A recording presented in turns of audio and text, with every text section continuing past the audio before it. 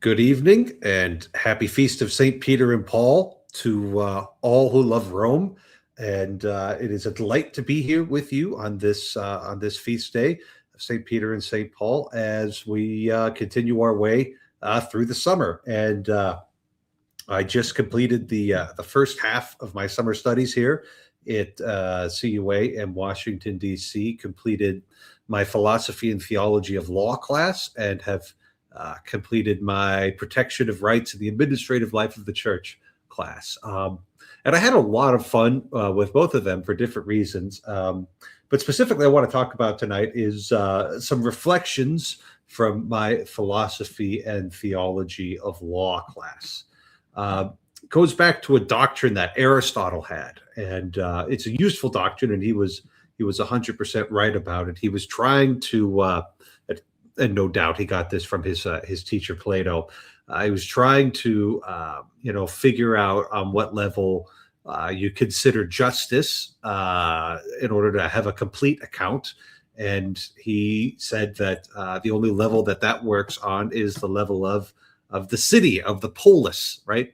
Or city-state, as we like to say in modern English there. And the reason for that is that the city-state was a perfect, or you can also hear there, complete society. A city-state like Athens or Sparta or Thebes, all of these would have had everything contained within itself in order to reach its end. That's a definition of a perfect society. And I actually think that our friend Aristotle and his teacher Plato were both correct about this. And when they considered their home city-states as perfect societies. So, as a part of our philosophizing about politics and cities and the like, the concept of a perfect society that contains everything it needs to fulfill its ends, entered into as a part of our standard discourse on these things. You talk about the perfect societies there. And I think this state of affairs hummed along until the first century AD with a particular Jewish teacher in Israel by the name of Jesus of Nazareth, our Lord and Savior. And he was confronted by a group of people who were looking to test him, and they threw a hot button question at him. Is it lawful for us to pay the census tax to Caesar or not? The Roman occupation of Israel was rather unpopular and controversial at the time.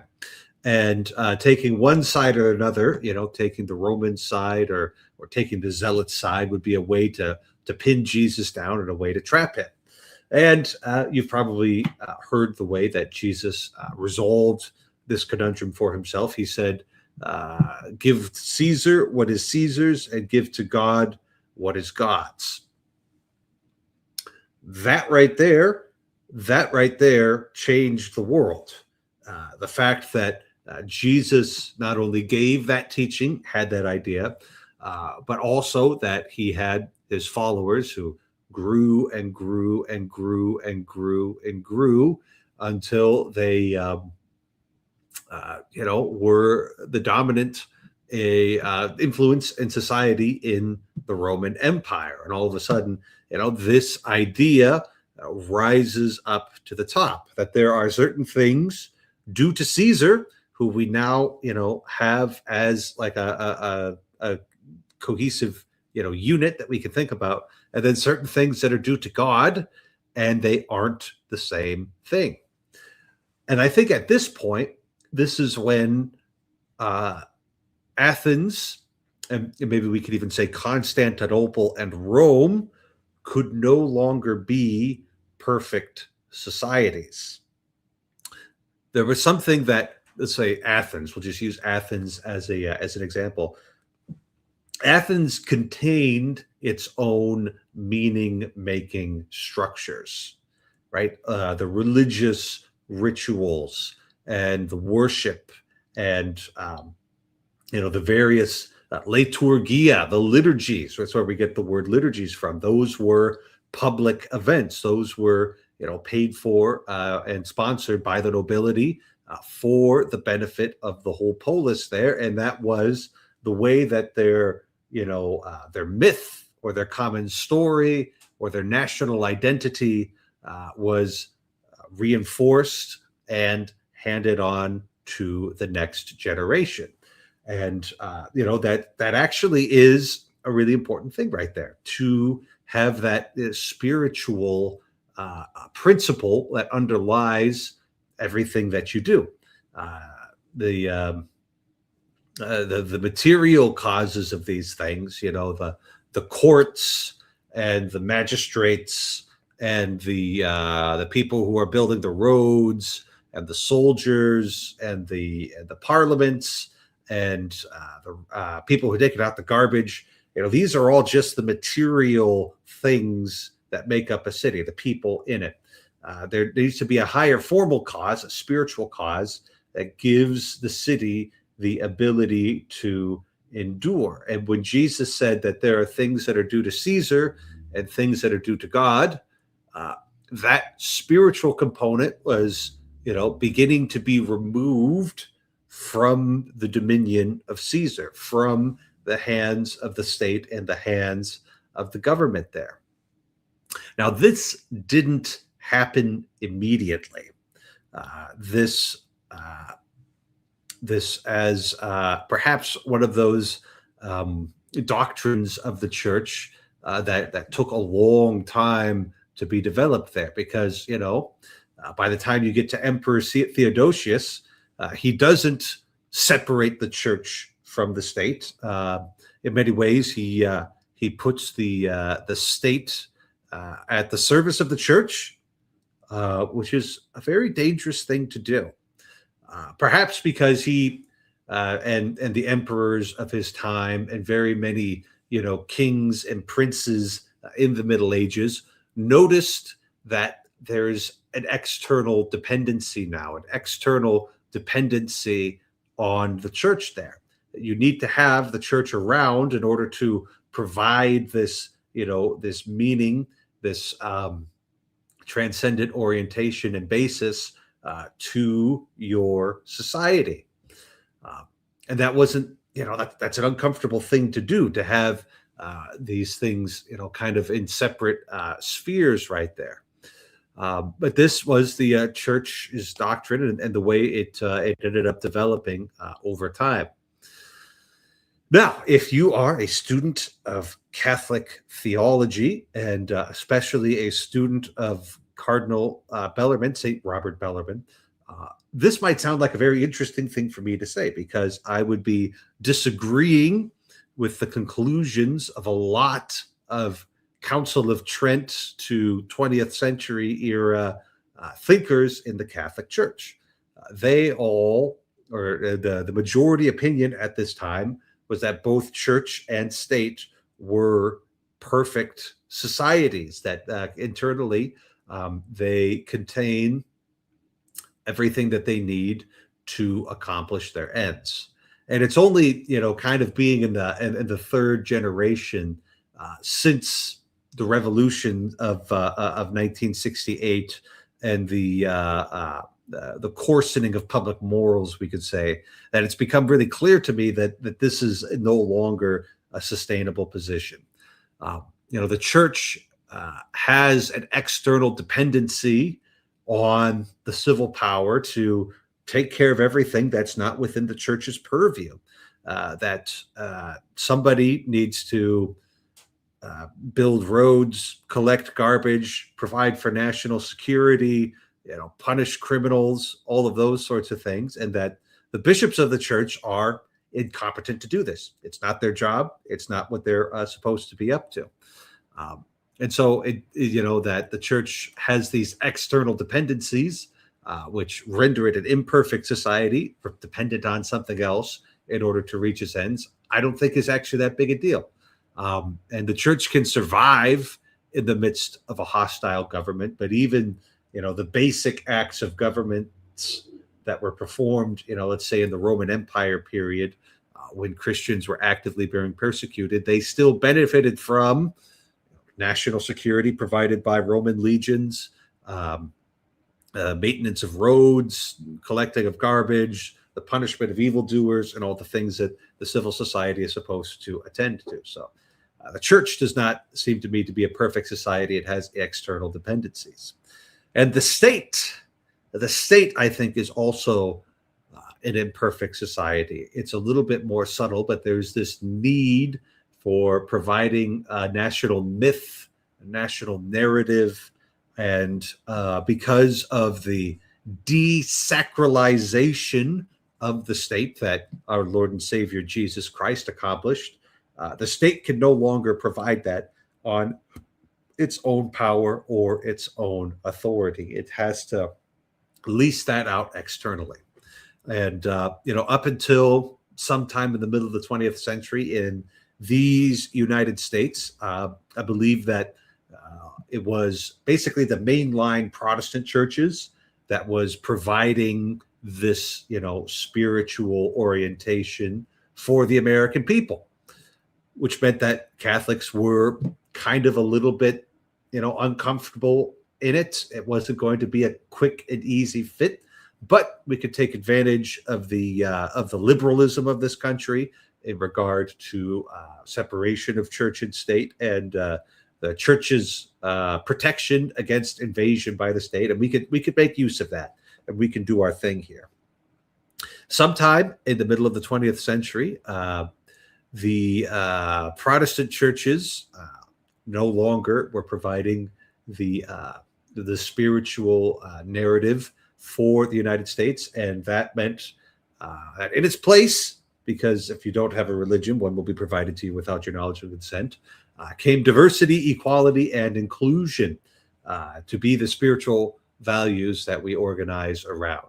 And if you think that that is a insufficient basis to run a society, then just go ahead and take a look around, and hopefully you can put 2 and 2 together and get 4 million, because sometimes spiritually that's how math works. So I am taking a position against Cardinal Bellarmine, a man far holier and more intelligent than I am.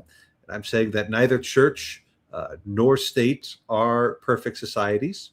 And if you want to come on and tell me that Cardinal Bellarmine was right and I was wrong, then go ahead and do that. We've got the link posted here.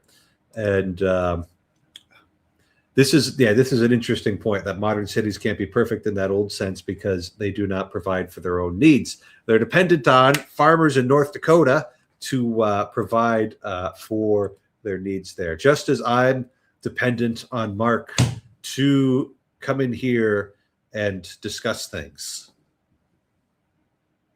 Wow. I'm sorry to hear that. You shouldn't be. All I have is my silly hat from the Free Museum. It's a 3-quarter hat, right? Or a replica of a 3-quarter hat. It is. It has excellent features. Whoops, like this. Like the little ponytail on the back. Yeah. It's great. Yeah.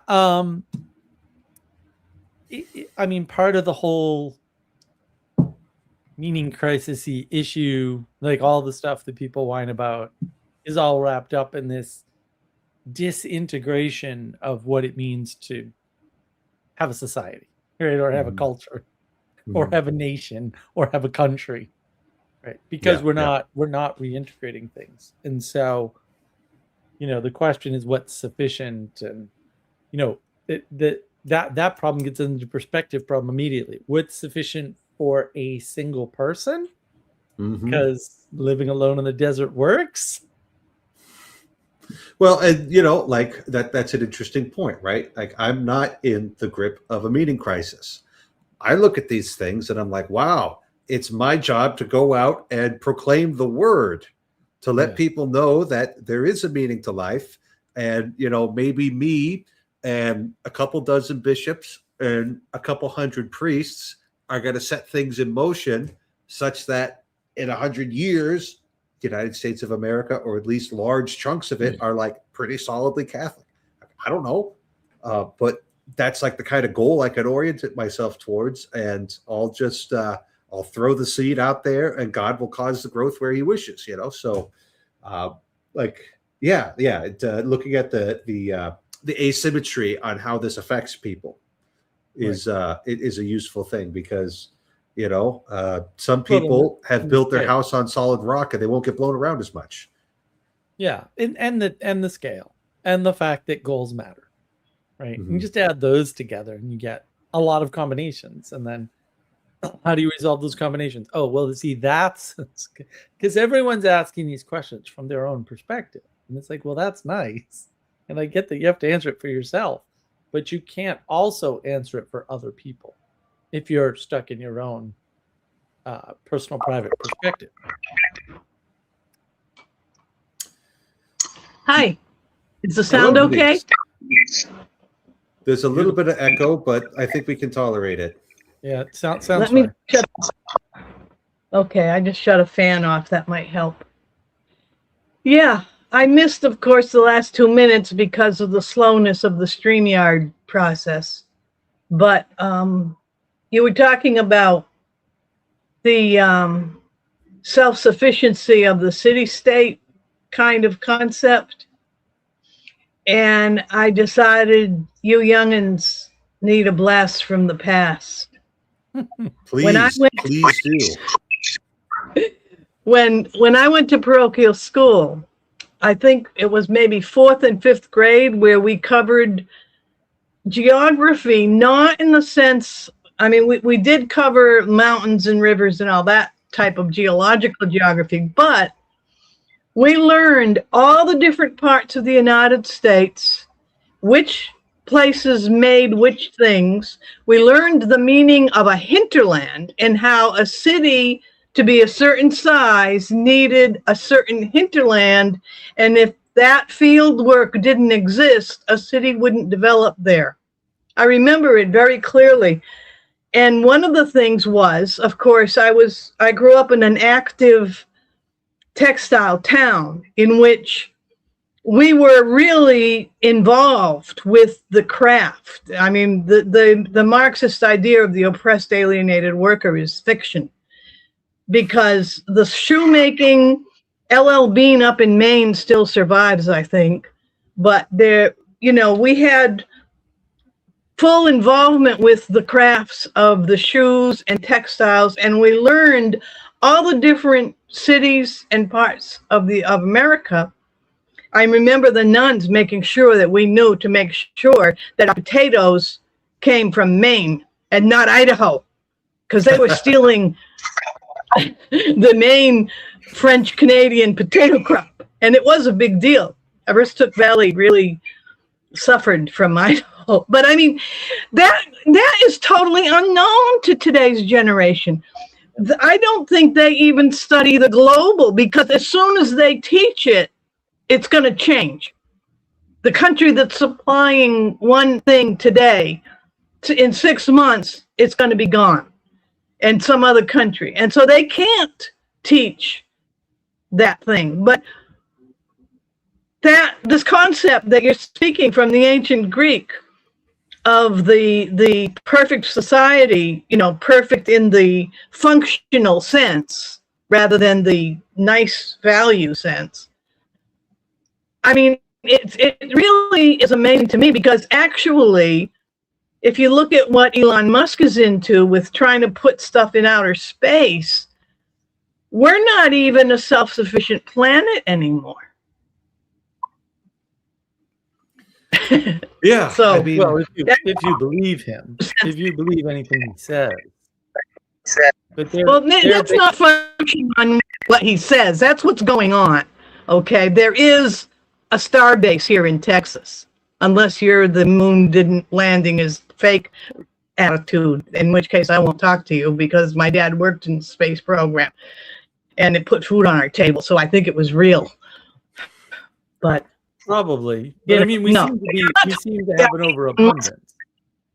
About what's going on with he's not the only one going into outer space. China's already been on the dark side of the moon, from what I understand. Yeah. So but that's a lot of excess. Like, you're relying on a lot of excess to do that. But right, the concept of the self-sufficient society has gone beyond the global. Right, and it's an interesting thing to talk about, because we've all lived through. Sorry, while I'm talking, I'm just going to mute you, Denise, because there's a lot of feedback coming through. All right. There's a lot of things that were revealed in the apocalypse of 2020, and one of them was just how fragile a lot of our supply chains were. And if you're dumb like me and you don't pay attention to these things, you don't realize just how dependent we are on China, specifically for tooling machinery. Yeah. Which is, it's not like it's completely unknown in the United States, but we don't have the know-how that we did even in the 1950s or the 1970s, specifically for tooling the machines in order to make 5,000 units of this or that widget. And if you're really interested in that, there was a YouTube channel, I think it's Smarter Every Day, went through the process of trying to build a new design of barbecue grill scrapers, right? That doesn't have the little bits of metal, the little wire brush. It's not a wire brush design. It's actually like a chainmail design, because sometimes the wire brushes get stuck in people's food and it gets stuck in their throat, and they've got to go to the emergency room, and that doesn't sound like fun. And they're kind of cheap and they fall apart. So he's like, well, let's do this. And because I'm a patriotic American citizen, we're going to do this entirely manufactured in the United States. We're not just, because there's lots of things that'll say made in the USA, and what it means is assembled in the USA, and that's fine. But like, all of the raw materials are still coming from China. And he had a heck of a time getting everything. And I think in the end, he ended up having to get the chain, at least part of the production, from China anyway. He was able to source just about everything else, like silicone molds and plastic handles, and a bunch of the other things he needed. But the chain itself, he couldn't get it in sufficient quantities. He couldn't get it in the United States, made in the United States. There wasn't enough capacity here. So yeah, boy, that's an external dependency right there. It makes some of the World Economic Forum types, it sounds like they make a little bit more sense here when they're talking about the global interdependence there. However, if we wanted to, we could make our own chainmail. So at least in potency, we could become a more perfect society. So, well, can I? Is it okay if I add my 2 cents on this, Father? Sure. I think one of the ways to get comparative advantage in trade, to where we could produce more of our own stuff and sell it to other countries, is if we didn't have such a damn bureaucratic state. Maybe it's just one of the fundamental troubles with governance there, because there's a lot of companies that'll do wretched harm to the environment if they don't have a government telling them that they can't. So government is just one of those things, but running that kind of power responsibly is really difficult. Yeah, because on the one hand, if you over-regulate things, then you're just creating all of this administrative red tape, and then if you under-regulate things and people just skirt around it, so it's difficult. Governance is difficult. It's difficult enough in the church. You scale it up to 300 million people all in the same territory. It's it's hard. Yeah, so, well, that's where. Sorry, go ahead.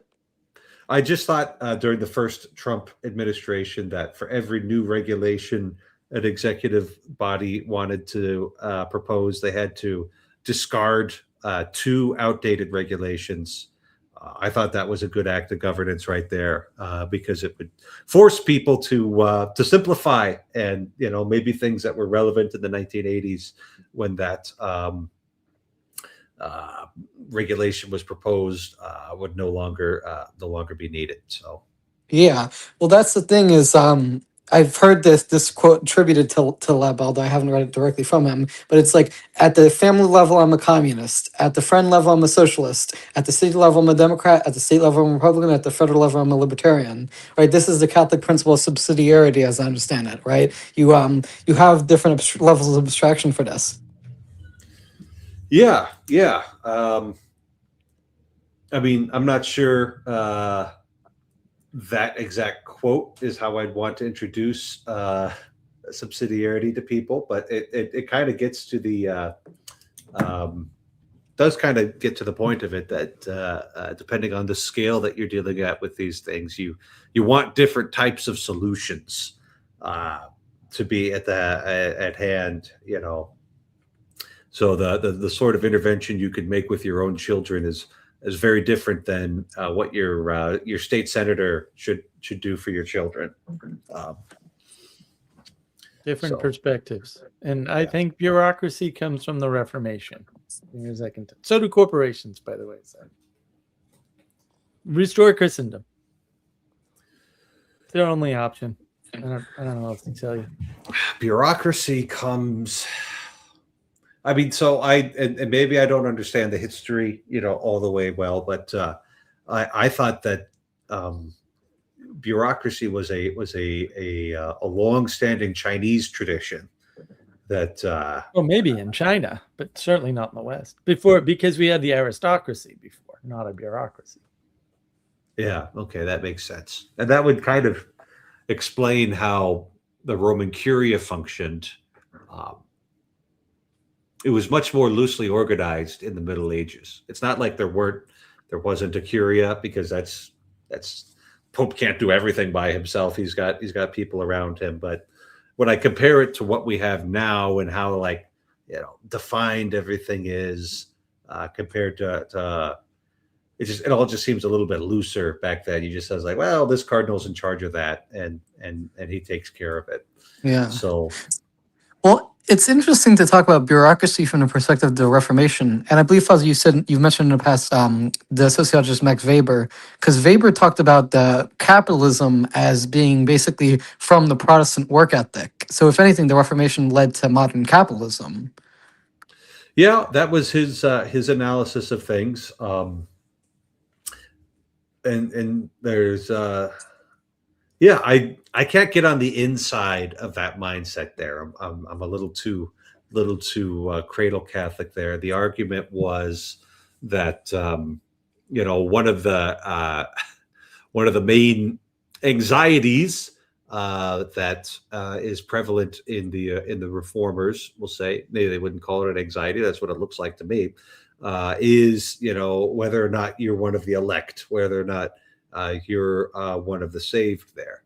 And the way Weber explained it was that those who were elect would have signs of election, and one of those would be a certain standard of morals and a certain level of like prosperity. And morals and prosperity, they're not one-to-one connected, but there is a connection there. If your whole society is oriented in that way, and we'll say living a relatively disciplined life, treating other people fairly, and that's actually really good for prosperity. Then, like, personally, you would want to have that kind of assurance. And well, yeah, obviously you're going to go work hard there. There is, I think, a technological component, though. You could think of a primarily agrarian society. There's a lot of days of the year that you didn't have that much work to do. And so, you could hear like, oh, a medieval peasant had more days off than you did. Well, yeah. Now, their house was a lot smaller, and they were more prone to disease and starvation. So, accept the trade-offs here. I still think I'd rather be me with my 40-hour work weeks. But where was I going with that?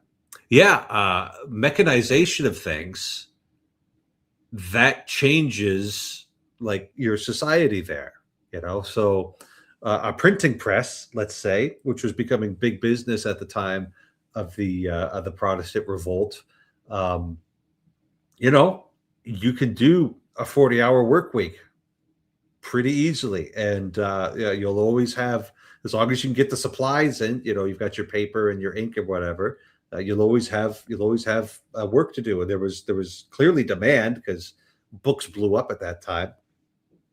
So all of a sudden, the agrarian rhythms of life are no longer what are driving your society. And because they were brand new, I think the Protestants adapted to that a lot more quickly. The change in technology.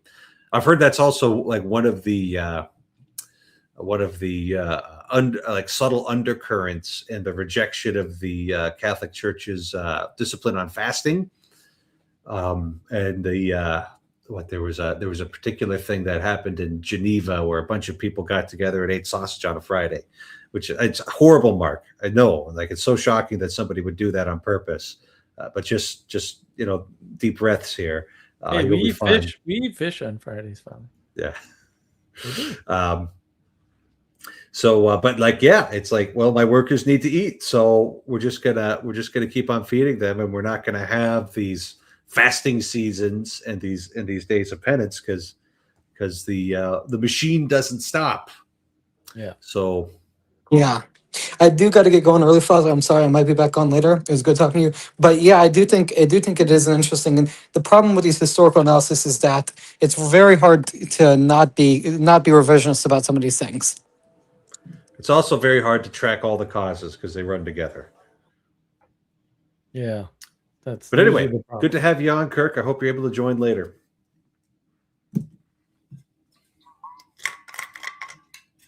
You gotta unmute poor Denise.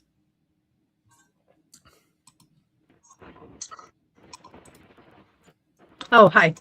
Yeah. It didn't take me long to suddenly distract myself and forget what I was going to say. Rites of passage. I think something else that we don't really pay much attention to, and coming from, as I said, a little weird French traditional enclave that I grew up in, rites of passage were really embedded. And I think that goes back to the agrarian seasonal cycle thing. And Paul's letters, here and there, you can get where he's talking, because he's talking to a mixed multitude of pagans and, expatriate Jews and stuff who were coming into the teachings of Christ. And there are places where he talks about being of a certain age, milk for the babes, meat for the adults, and so on. And he was establishing a sense of rite of passage to be common to Christendom, because in pagan societies, and this is still true today, children experience immediate involvement in adulthood as soon as they're physically mature, which can be very young. In some ethnicities, a little girl is a mature woman before she's a teenager. In other ethnicities, such as the Nordic, women tend to bloom a little later. But we have age-related rites of passage, regardless of whether you're physically mature, that relate to the intellectual aspect of Christendom, in contrast to the physical, visceral aspect of paganism. And now, today, with this neo-paganist society that's erupting around us, one of the things that has happened is the erasure of the rites of passage, so that you have, I don't really want to trigger anybody here, but we know that there are political movements to decriminalize age of consent, for example. alongside the natural conflict between ethnicities that have a younger age of consent. I mean, the Mexican quinceañera was clearly the age of consent of female among Catholics for Mexicans was 15. The debutante part among Anglo-Americans was that we had the rite of passage at age 16. And so, but these have been erased. And simultaneously, with the eradication of childhood sheltered separateness, there's also an eradication of the emancipation. I mean, when I was a kid, we were chomping at the bit for that 18th birthday, because then we could do what we wanted. Until then, we were obedient. But we knew that when we were 18, them doors are open and we're out of here. You know, that's the way it went. But now, what I notice is, particularly in the anti-cult movement, which I've been involved with, I don't want to go into that, but I've been involved with it for years. And the anti-cult activists are frequently coming from a point of view that a family has the right to hire an anti-cult expert against an adult child who chooses to convert to another religion. And this is part, and I tried to understand this as I had to deal with it, because my own family involved somebody in my family. Well, I'm going to risk triggering people, but please hold your fire. I have a relative, several relatives, but one in particular, who goes to mass every Sunday, plays the folk mass guitar, lives, well, he's dead now, but she's not really a widow because they lived common law for tax reasons, but that didn't stop her from being super Catholic and the rest of us going to hell because of our disagreements, whatever, fine. She hired Steve Hassan to come after me and my daughter because I could not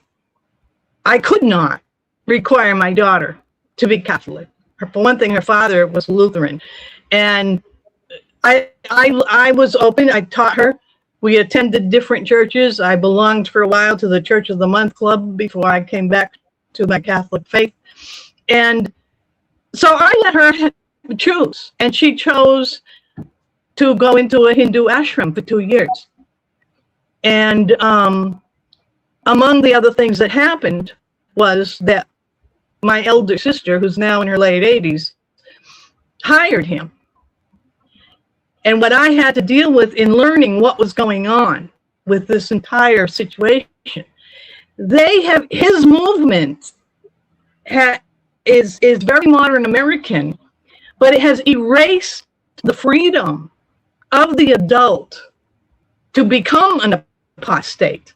Now, this may upset you as a priest, Father Eric, that, you know, you would allow your child to risk, but it is also the ultimate faith that God knows what's going on.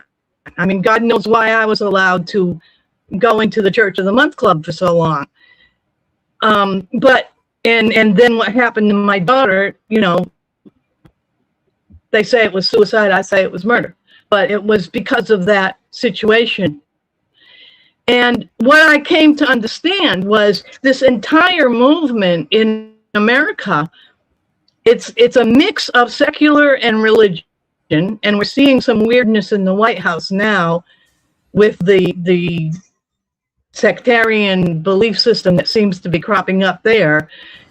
It's a total slavery system because no one's allowed to become an adult and have a rite of passage.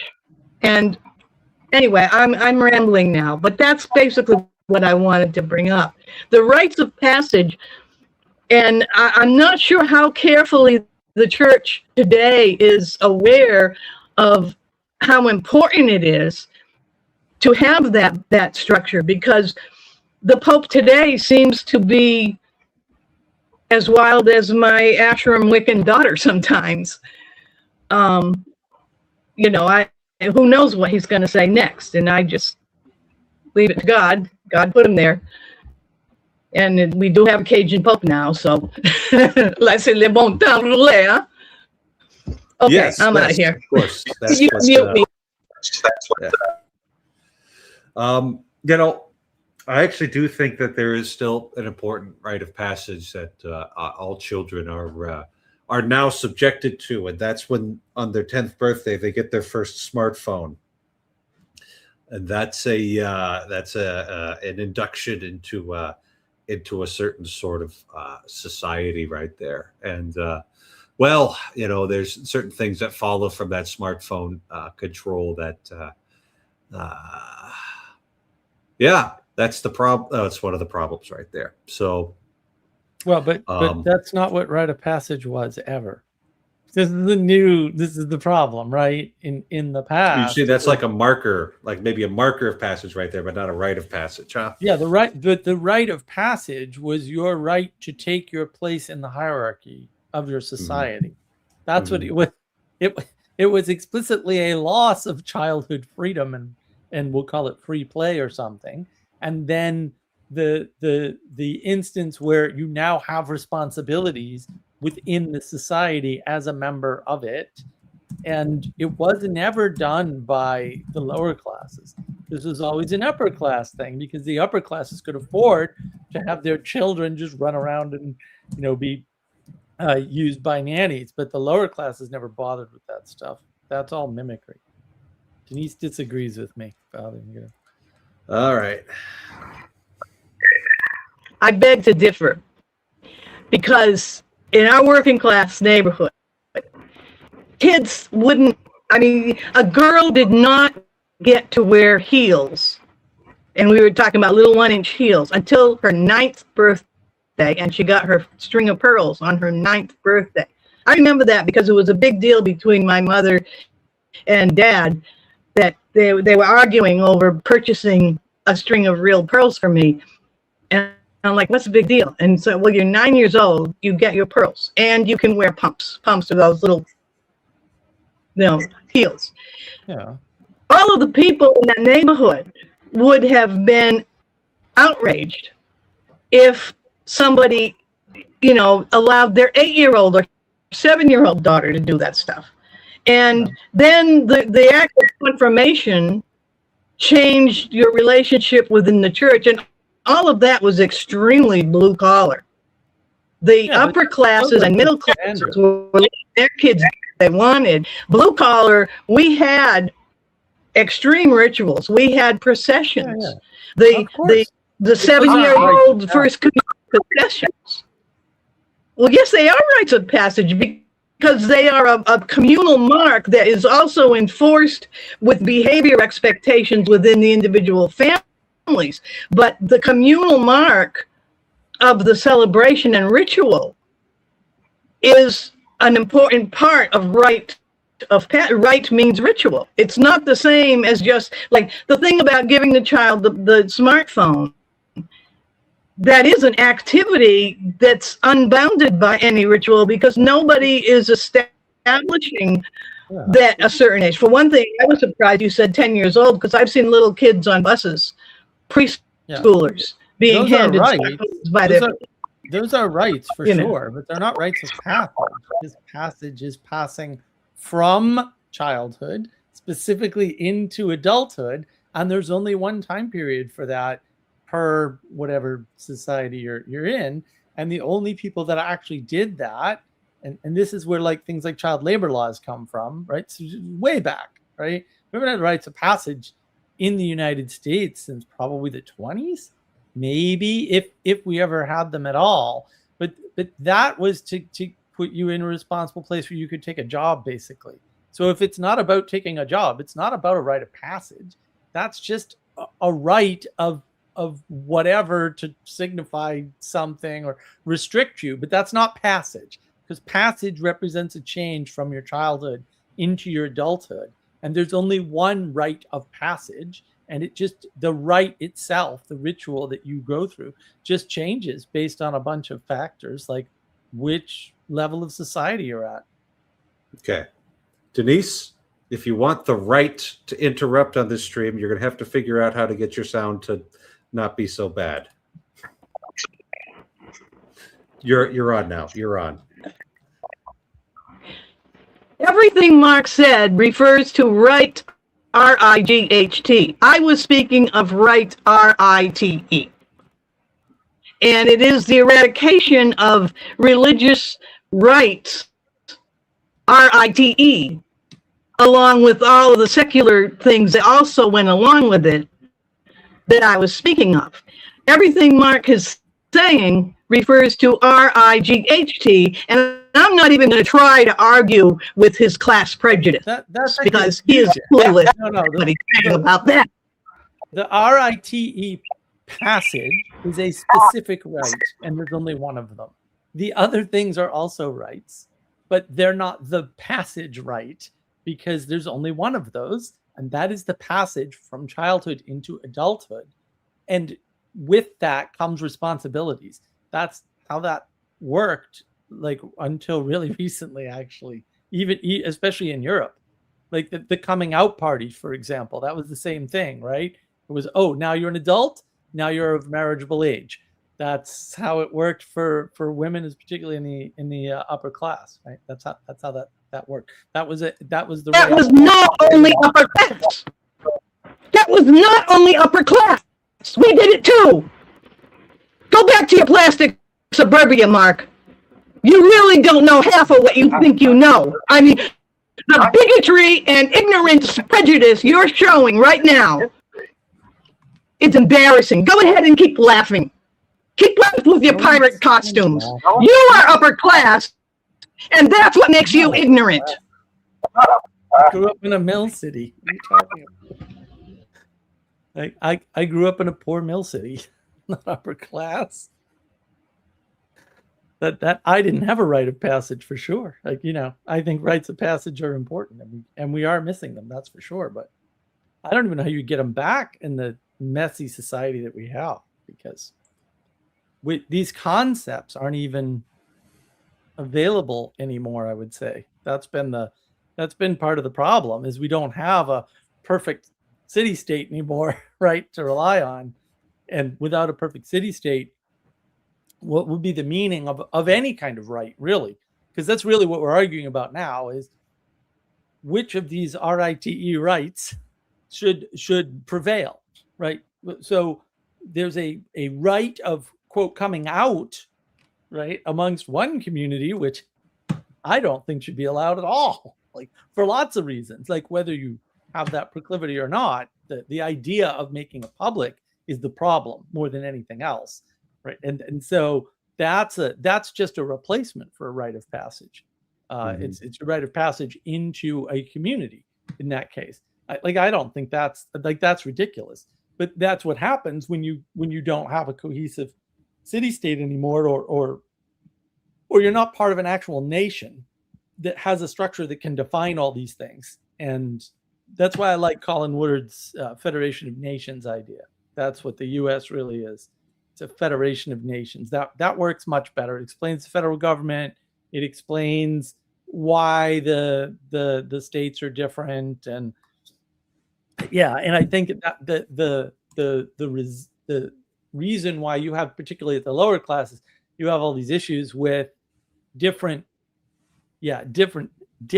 sort of gates, right, that signify how, quote, mature you are, is because it's at a community level and not a nation, and not a city-state level, because it's got to be a city-state level, you know, there to get you out of childhood, right? So the stages of childhood, whatever, who cares? There's lots of them, I'm sure. Doesn't really matter at some level, and the way we denote them now, actually.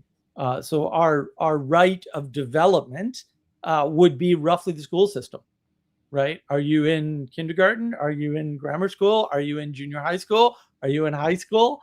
Right? And then everything else is kind of undefined, right? Well, college isn't one thing because you can do lots of things in college, right? But like that whole sequence was put into the school system when we got government-run schools, or government-managed schools is probably the better way to say it. So that caused, you know, all kinds of weird issues. But that was the replacement for a lot of that stuff from the past, where you'd actually have a maturity a set of maturity rites over time, but your rite of passage was your passage into adulthood, historically speaking.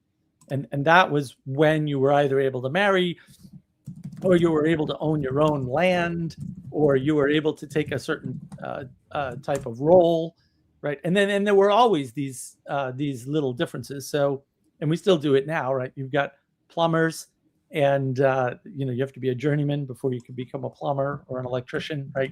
You still have those systems. Those aren't, I wouldn't classify them as rites of passage. I mean, you could say they are types of passages, I guess, but the rite of passage was into adulthood from being under your parents' approval or something, or control. Yeah, and the fact that these things are happening in an inchoate manner rather than like a properly crystallized manner, I think that would be preferable.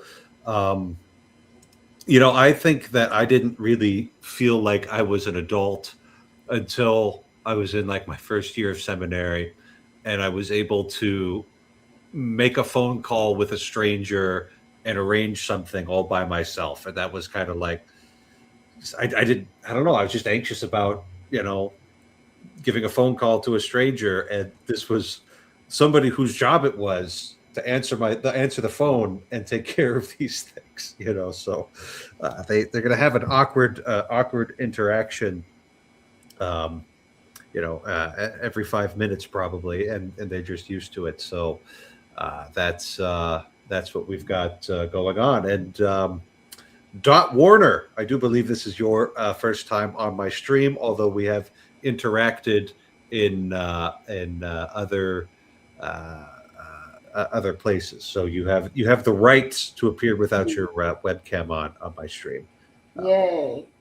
I am I can't get I don't think I could get my webcam to work anyway, because Windows 11 is fake and gay. Well, no, Windows 10 is fake and gay, because Windows 10 wants me to use Windows 11 now. So, yeah. Well, I have swam the. What have I crossed? I'm using a Linux operating system. I've gone full Linus, I suppose. I'm sure there's got to be a catchy way to talk about the rite of passage from Windows into a Linux-based operating system. Become a penguin. I am not yet ready to become a penguin. I want Windows XP. So, yes, Excellent. we could all long for the days when that was. Yeah, that's fine. But, I have been very pleased with my Linux Mint experience because I do almost everything through a browser anyway. So aside from some complaints about the online version of Microsoft email, which I'm forced to use for work, we're a Microsoft office, and trying to get the bishop and the other people onto a better operating or a better suite would just be painful. So even that's how Microsoft does it. Even Roman Catholics can't exercise Microsoft, huh? That's above your pay grade, Father Eric? Yeah, we would need some very powerful exorcisms in order for that to work. How many priests would it take to exorcise Microsoft? Let's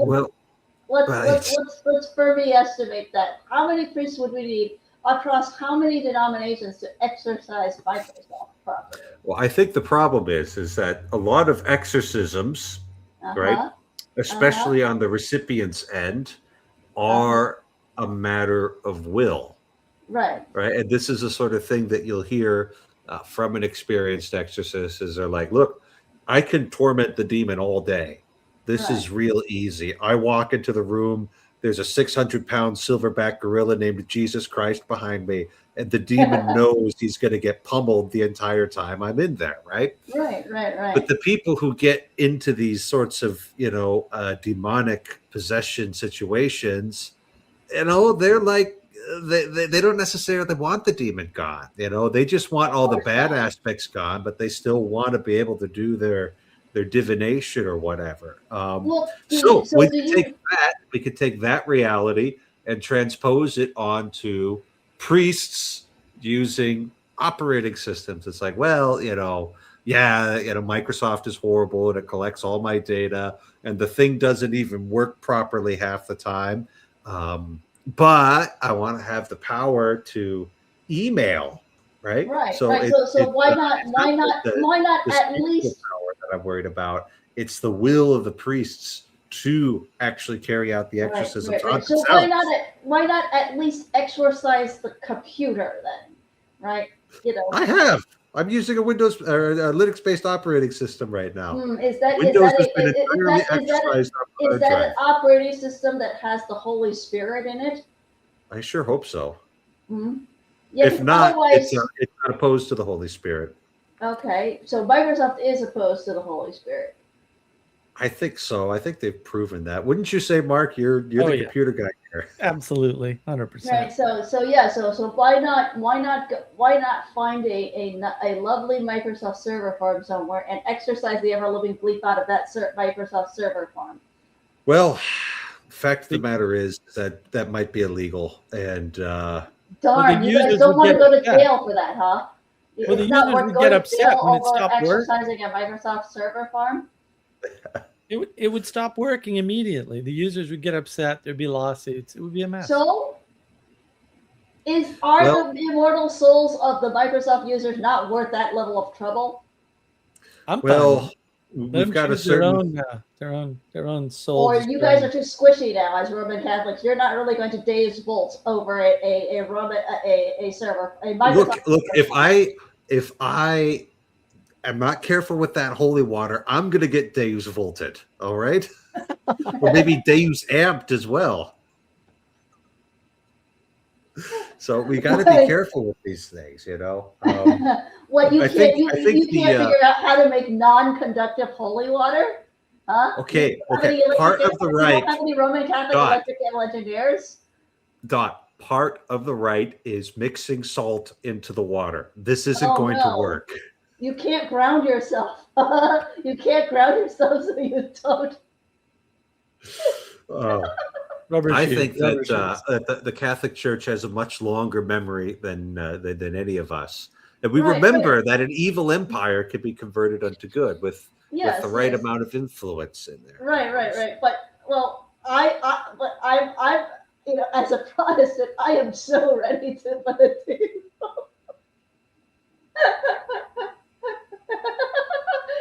Dang that we can engineer a safely grounded thing of holy water. I suppose would vodka sort out? No. You silly Protestants, you don't know how sacraments or sacramentals work. We can't. You can't. It's the sign value. The sign value's gone if you're using vodka. And you had the perfect solution right there. The solution's isopropyl alcohol, 99% pure. Just lay down and let the Russians roll them over. Really? They should not have resisted the Russians with all their might, huh? Simo Haya? I think you're just making stuff up. Really? I am making Simo Haya the very turbo mad lad Finnish sniper up. I don't know how to pronounce his name. Simohaya, and there are all sorts of umlauts in there, and I cannot pronounce umlauts other than umlaut U. Well, he's he had like 400 confirmed kills against the Russian army. Yeah. And they sent like entire battalions and artillery strikes against him, and they and they set very lovely Molotov cocktails against the Molotov bread baskets. Yeah. Well, so why not Molotov cocktails for the Lord, right? Bless that vodka like it's holy water, kaboom. Well, unfortunately, the Catholic Church respects the right of individuals and corporations to own property, and we are not authorized to just go and destroy it with holy water, however much they may deserve it. Even if Predators they are are very an evil violent. empire, even if they actually are an evil empire actively forsaking innocence in their Well, basement. at this point, like we're gonna do nothing but destroy servers, and sometimes there's a principle in political philosophy that sometimes you do have to tolerate a certain amount of evil. Like Right, you right. can't legislate a perfect society. No, no, I'm It not would trying be to legislate a inappropriate. perfect. I'm not trying to legislate a perfect society. I just want to wage some holy war against Microsoft right now because Microsoft is pissing me to bleep off. That's all. May I tell my Microsoft horror story? You know what? Go ahead. Tell your Microsoft horror story. Okay, so once upon a time, I was a very happy, very faithful Windows XP user, right? And then XP, ha ha ha ha, the little emoticon, and so Windows XP, yes, exactly. Windows XP made me very, very happy. I loved it. I loved that thing like a lovely thing. And then Windows 10 update rolled, and Windows 10 update said update to Windows 10. By the way, your copy of Windows XP is pirated because something borked with the Windows 10 update push that failed because I bought Windows XP out of a third-party installer that had a contract with Microsoft. Okay, this was Costco. Costco installed me a very lovely Windows XP computer, and then the Windows 10 update said, your copy of Windows 10, your Windows XP license, we can't validate it. You are now a pirate. So I'm like, oh, I am a pirate now, eh? Yo ho, a pirate's life for me. I found a jar of dirt, right? So yes, the Republic of Pirates, yeah. So I did not, but eventually I did cave a little bit. Alas, I caved and I freaking bought Windows 10. I probably also almost fell for a scam, alas. So now I'm on Windows 10 because Windows XP died of cringe, and then I went to Windows 8, and then Windows 8 died of cringe, and now I'm on Windows 10, and now Microsoft says Windows 11, kids, you're losing all your legacy system. I've already lost all of my legacy system. Well, I'm slowly losing my legacy systems, because Microsoft is doing planned obsolescence. So yes, I am very ready for Pope Leo to declare Deus Vult against Microsoft. I wouldn't hold your breath with that even one. as a Presbyterian, I will be like, oh yeah, this will be the greatest ecumenical holy war ever against Microsoft. Oh, I will bring the Molotov cocktail against Microsoft. I know how to make a Molotov cocktail now. I mean, I think before we do this holy war against Microsoft, we all have to become penguins first. Really? I think so. You need to be the change you want to see in the world. So Yeah. switch to Linux and then go steal some holy water. No, I just want to Yeah. use Windows XP. I don't want to use Linux. Well- Whatever I tried using Unix before, okay, and I was defeated by Unix's command console. I'm sorry, I'm that stupid. I need a purely GUI graphical user interface. Mint will fix it. Mint will fix it. They don't Really? do that anymore. Some Linux systems are crap. very patient tech bro is really willing to help tech bro me through Linux. Mint No, Linux. seriously. I just want to say, a lifelong Windows Linux. XP. You're not wrong. You're not wrong. Because It's dead. I have an There's entire no security box. certificates. I have an entire box of legacy Windows XP software that I would love to install on a Windows XP machine. I do not care if the licenses are totally expired now. I am a pirate. You could run them all on Linux, actually. Huh? Yeah, Windows in what is it? Windows in Wine. Yep. Yeah. Yeah, see, that's Windows XP with extra steps. Right? I don't. Not a lot of extra steps. maybe one. You guys don't understand how stupid I am with a computer. For me, the computer is a mysterious black box. I've done I tech just love support. Don't worry. dark sorcery, okay? The dark I've done lots sorcery of tech power support. of power that's sitting on my floor right now, and sometimes it makes mysterious clicking noises, like it's going to die of cringe. And thus we come back to the original point that I'm making. You're not willing to exercise the demon out of yourself, So what kind of demon do I actually have? If You just get Microsoft daemons, just standard Microsoft Yeah. daemons. That's all. uh-huh.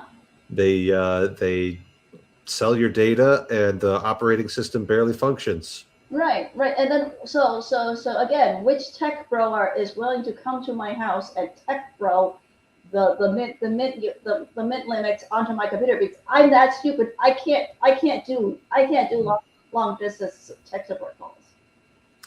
Well, you'll just have to find some tech bro. Maybe Tom from Bridges of Meaning would do it for you. He's a huge Linux stan. He's up in Canada though. That might be a long ways from he's you. willing to fly all the way to Central Florida, really, to tech bro me? Come on. Oh, you might be surprised, You're but the Roman Catholic. Aren't your people everywhere? my people are everywhere. See, Central So Florida. where's the Roman Catholic tech bro who's willing to install Mint or whatever? Because I need a total rebuild of my computer. Basically. I don't know. Look on like Craigslist or something. Like put out an advertisement. Need somebody to. They're all crazy. Need somebody to put Linux Mint on my computer. What a lazy Roman Catholic canon lawyer. I'll feed you. I'll feed you if you put Linux Mint on my computer. They'll do it. Men aren't that complicated. Mm-hmm. True. Okay. Well, you'll get my fridge leftovers then, because I'm not cooking anything. Okay. Well, if you're not going to play the game, then you won't win any prizes. Right. Simple as So that. what kind of game am I playing? You just play the game of, like Roman Catholics solve all my problems by attacking my enemy. That was the game. Yeah. That's the game I'm playing right now. Right? You guys. I don't think that one's going to work. No, the Roman Catholics are not going to do that, huh? You've given up on being church militant. For a Presbyterian of all the Of all the people, Really? why not? Right? Look, Of all the why people not? in the world, why not a Presbyterian? You can't get Roman Catholic help. You need to get Scottish help. That's where you need to go next. That's right. The Scots, huh? Yeah, you have to try to get the Scots to help you if you're not going to do the Roman Catholic way. Hold on. Sally Jom has offered the defenestration solution. Sally Joe's got the right answer. Just throw the computer out the window. Demon problem solved. That is true. Yes, that will work. And then you could garden or something. Ooh, with all the time that you're not Polish wasting. enough for defenestration. I'm sorry. I don't think I have any Polish bones in my ancestry. But if a Polish person is willing to defenestrate some demons for me, sure. Come on down to Central Florida. Oh.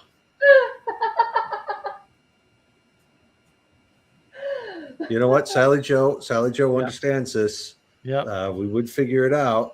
That it's not our problem. You know? If I joined the church, they would figure it out. Alas, I have no principled means to discern why I should be joining your church. to get Linux Mint on your machine, so you don't have Microsoft demons. So this is a transaction now. Huh? You want demons? That's how you get demons. You want to get demons? You want rid of demons? That's how you get rid of demons. Join the church. Oh, so the transaction the Roman Catholic Church is offering me is my allegiance to the Roman Catholic Church for Mint Linux on my computer, huh?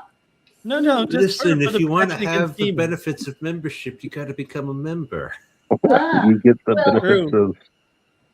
Well, you're getting the Linux Mint and the benefits of XP. Now you come in here onto my live stream. You don't call me father. You don't kiss my ring, and you ask me to put Linux Mint on your computer. What kind of a relationship is this? Well, look, is my RCC baptism valid then, Father Eric? Presumably. Huh? Look, you're just one good confession away. Really? You probably need to get confirmed too, but. Well, I mean, nobody wants to listen to my very long confession of my astral husbands. Everybody said that's too much information. No. You're not going to say any more along that line. But, let me tell you what I do when there's a justifiably long confession. I go, bless me, Father, for I have sinned. I'm converting from Protestantism. And I got to confess everything since that I've ever done. Right. I'm Heck yeah, baby. Let's go. We're getting the pressure washer out, and we're just going to start Right. Yes. taking all this off. Years of grime gone Yes, with the yes. sacrament of confession, and it's Yes, all yes. available to you for free. Ooh, I don't even have to pay any indulgences. You don't have to do that. That was always a bad idea. That was always a bad idea. So Martin Luther was right.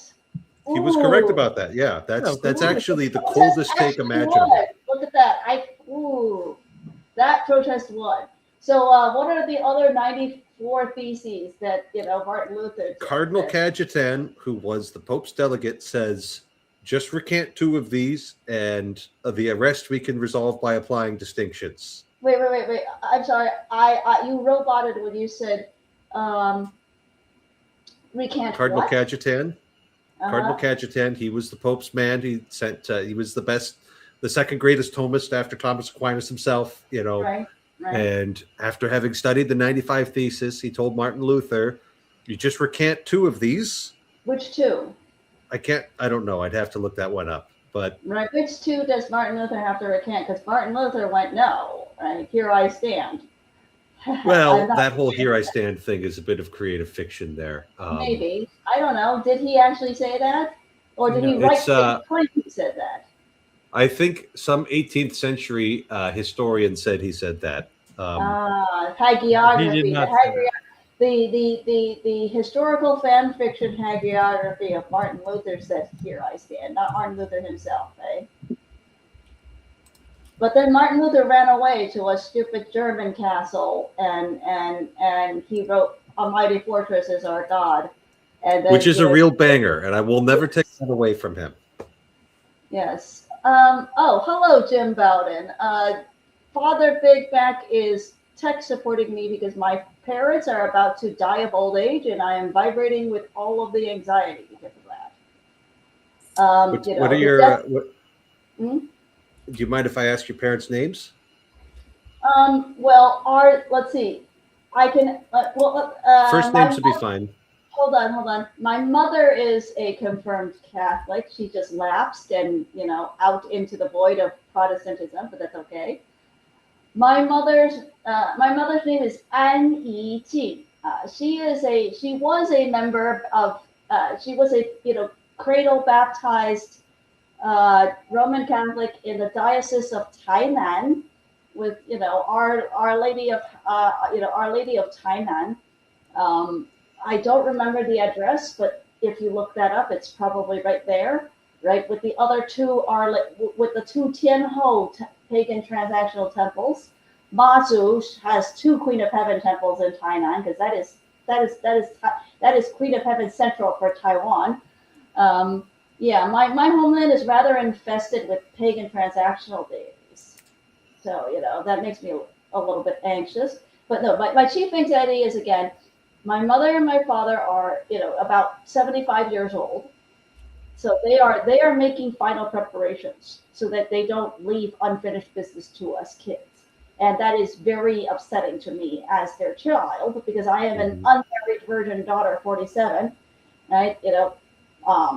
For some reason I couldn't get married, and and I'm like, well, over here in Presbyterian land, there's no container for the first PCA nun, alas, right? And then I'm like, but if I become an RCC nun, I'm like, well, either I'm the next Maria von Trapp or the next Martin Luther. So, I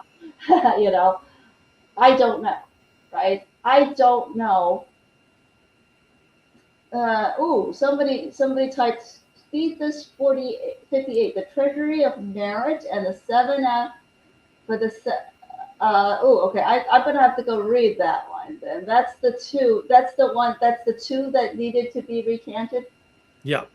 Martin Luther got abducted to the fortress by who? Who abducted Martin Luther? Bowser. Bowser? I'm sorry, but Mario, but your reformer's in another castle. Oh no. Well, okay. Mario is willing to keep Marioing for as long as it takes, even if it takes a lifetime. Mario will go and rescue that princess from whichever fortress he needs to, and stop the stupid turtle dragon demon thing, into the ground and then play Mario Party with them, because Mario is actually is a Catholic. Yes, a good Italian boy, of course. He is a very Italian boy. He says Yahoo, right? And his brother is a Ghostbuster. They are both very, very Roman Catholic. So Roman Catholic it hurts. We'll take them. We'll take them. Those are absolutely upstanding characters. But I am Kirby, so that makes me Christian Kerbo. So if you say so. If you say so. Look it up. Well, I am going to make sure to pray for you, because this is obviously difficult for you. Ask our mother to pray for me and see what she says. Oh, she'll have all sorts of things to say. You got to watch out when you invoke her. You know, she'll. Yes, I'm named after her. I know. I've read my Magnificat. You know, my soul my soul praises the Lord who rescues me from the pit. I wonder what that means. Right? You know, all of that. I'm sorry. That's one of the reasons why I cannot return to Rome. Our mother has not yet defeated Matsu of Tainan, and Matsu is the same last name as me. So, you know, my unethical racism says that why am I going to worship why am I even going to hyperdulia a Jewish Our Mother when I have my own Our Mother at home? Yeah, well, right? I guess that's a question that you'll have to answer, not me. I've defeated I have defeated canon lawyer Father Eric States, eh? I'm really not that impressive. People have a whole lot of propaganda about me, and I try not to believe it. So you're not actually as big a man as you claim to be with your little YouTube, with a little Discord handle. Have you ever been 13 before? Well, I don't know when the first time I turned 13 was, besides literally turning 13. Because I was 13, and there I was. I wanted to make a RuneScape account, which would be something I think, RuneScape. Because it's just every once in a while, RuneScape would just blast through the computer lab at a middle school, like a highly contagious virus. Right. I missed the bandwagon on RuneScape. The one that got me. If you say you're in your late 40s, fair enough, right? But I was the prime demographic to want to play a free MMORPG that runs in your browser. Those Jagex guys, they knew what they were doing, right? Yes. And I really wanted to get the paid account. But anyway, I was 13 and I picked Big Mac 2112. So that's the whole story behind it. Oh, right? You named yourself after the McDonald's burger. I think whoever came up, like whatever marketing guy came up with Big Mac, could not have possibly been paid enough money, because that is just such a satisfying conjunction of sounds in the English language. And it makes you want to buy the burger, even though I will sit here and tell you that the Big Arch is better. Well, anything at Wendy's is better. My problematic fave burger is still Burger King. Probably anything at Burger King is better too. But it's just the crunchiest English imaginable, you know. So that's how big I think I am. I used to remember the whole liturgy of the Big Mac. The however you build the Big Mac and the sesame seed bun.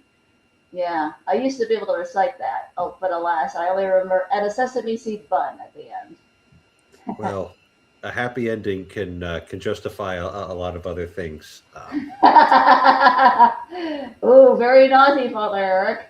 Oh, I was thinking about the Book of Revelation, chapter 22 to 24, where the wedding feast of the Lamb. Oh no, my slip is showing. However shall I recover? I have no shame.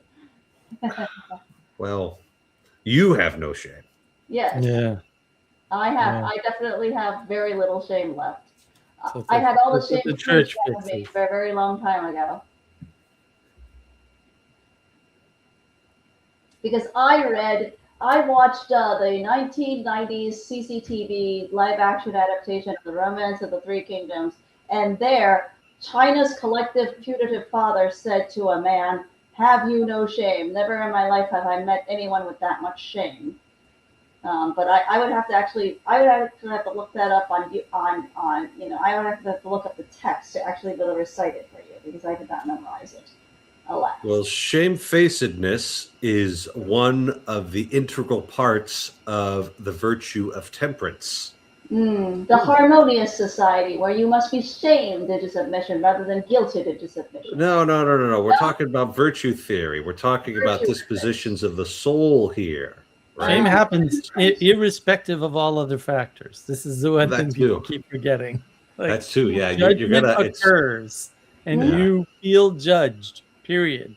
It doesn't require anything else. Yes. Yeah. And so, so the Thomistic theory, which he almost certainly got from the Stoics and Saint Gregory the Great, is that there's two principal parts to the virtue of temperance.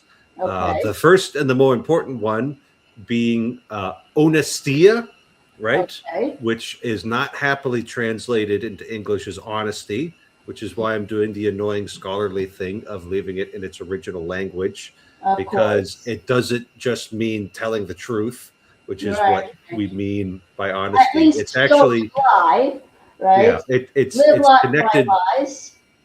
It's connected to the word honor. Right, and so if you're honor shaving, honor killing, no. That's a distortion right there, right? We're talking medieval Christendom here.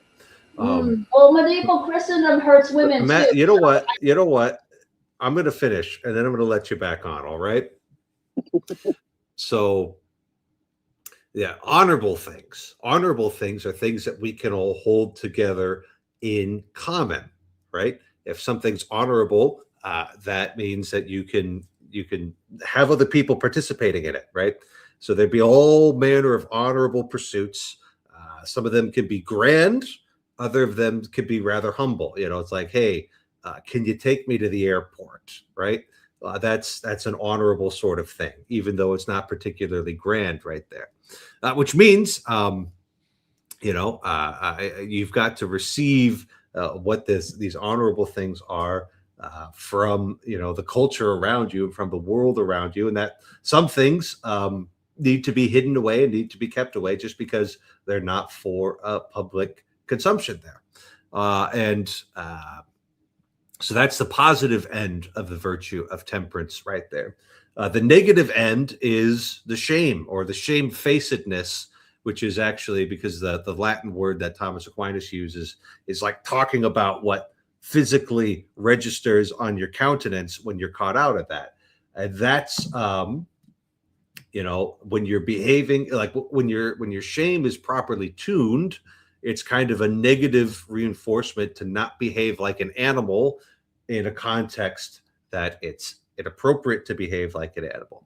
So that certainly relates to the mysteries of life and the production of children, but it also relates to things like eating, where if you are eating in a manner that is incompatible with human dignity and are rather doing so in a way that resembles an animal, then that's not good. And if your soul is properly tuned with these things, then you'll have this purpose to keep yourself honorable in society.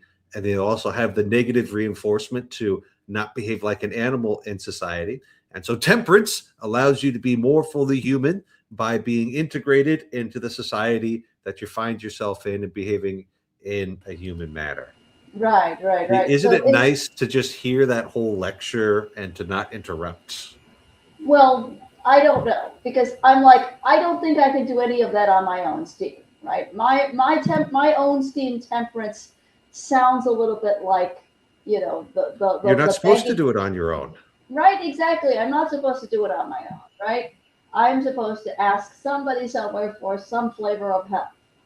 Right. So, and honorable things to do, both of them.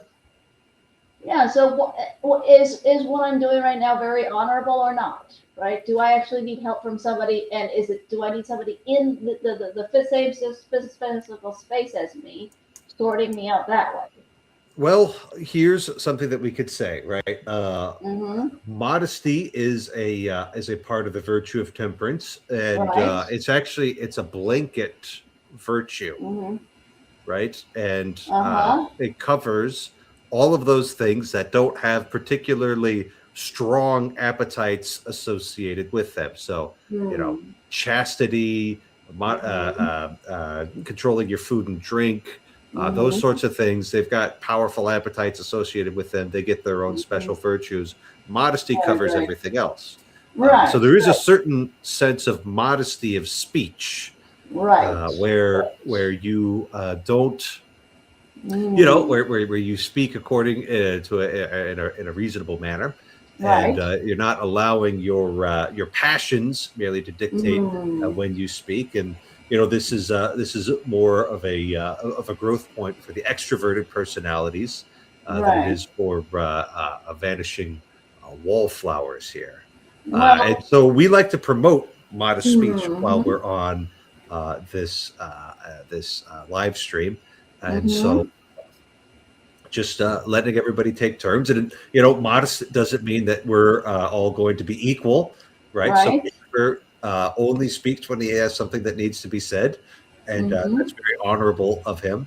I'm running this, and so I tend to talk a lot, and when I'm tired of talking, Mark does all the talking. Fine, but just having this this be a school of virtue is a delightful thing. So how much do I actually need to talk right now? Well, that's not reducible to a rule. Exactly. Right? There's a certain push pull, right?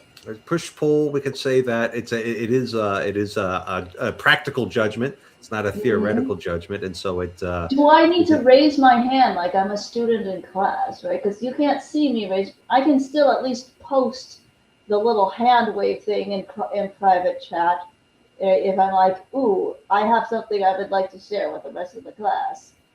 Well, maybe we'll just do a little bit of external feedback, and if I feel like you're interrupting too much, you'll go into a little timeout. Yeah, because living rent free in my head is the Kanye West interrupting meme, right?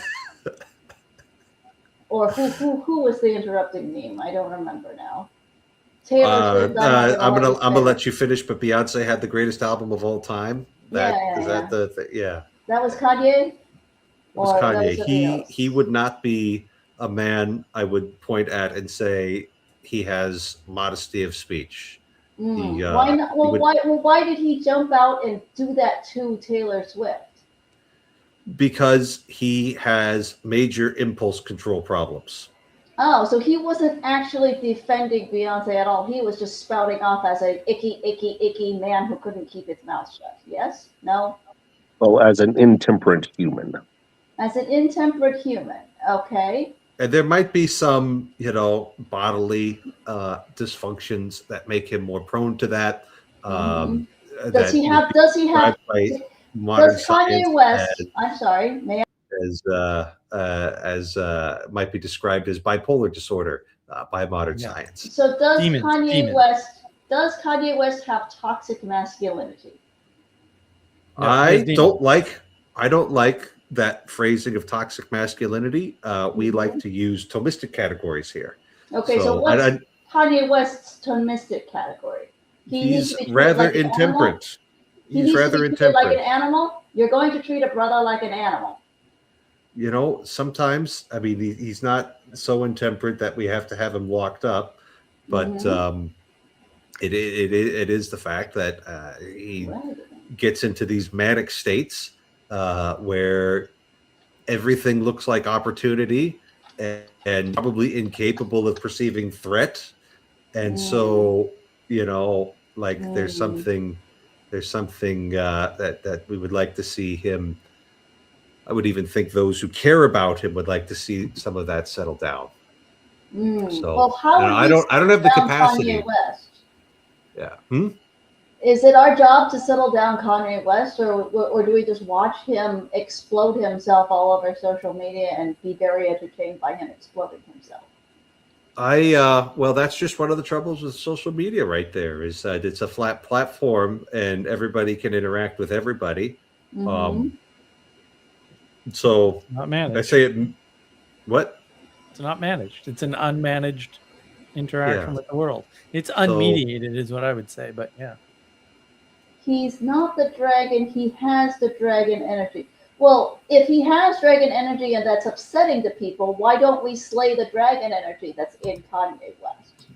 because we don't just go around killing people. I know Okay, that Presbyterians have a hard time understanding this about yes, Catholics, but we're because not you. a murder machine. Well, then why are you guys complaining about Kanye West like somebody needs to slay a dragon? This is what confuses a Presbyterian, right? This is why Presbyterians are gloriously Let's slow. We point are out that literally Sally stupider Joe is a than a jar of Baptist. mayonnaise. yeah. Let's point out that Sally Joe is a Baptist. Okay. And I don't even He know is how we not got the onto this. dragon. Okay, I'm very, very literal minded, okay? Please let me be very literal minded.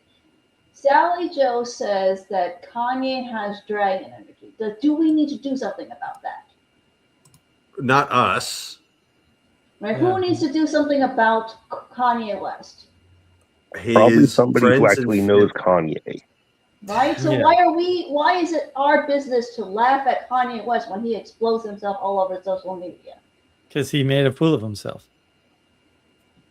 Is he a holy fool or an unholy fool?